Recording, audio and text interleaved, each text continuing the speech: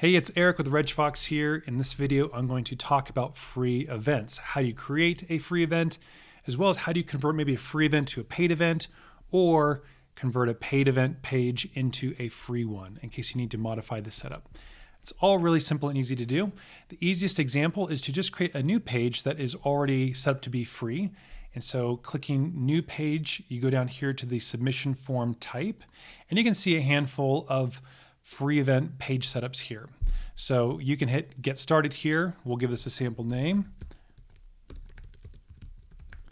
We'll give it a number of registrants here, and we'll go to the builder. And so from here, you will notice that it has no billing information down here. So, and if I hit preview, you also can see that it's just a submission form. So it's got name, email, phone number, and an area where someone wants to volunteer. So super basic and easy.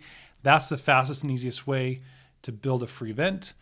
You also can go under the settings and control this by reviewing this toggle here that says disabled billing. And so this will control whether or not there is a credit card field linked to this page. Now, if I were to enable billing, I would need to go to the page builder here and then add some things that would have a price and a dollar amount associated with it. When that is there, then there is a checkout section of this page when you publish it. So that is how you would control it.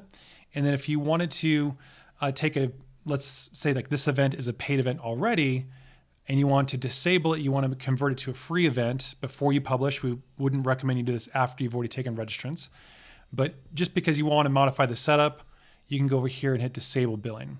And so you can say, yes, I'm sure. And then you want to remove any financial fields in the page builder section there. And that's how you do it. And that's how you create a free event. That's how you can modify the settings to either make a paid event a free one or upgrade a free page setup into a paid one. Hopefully that's helpful for you. Let us know if you have any other questions, and we'll catch you in the next video.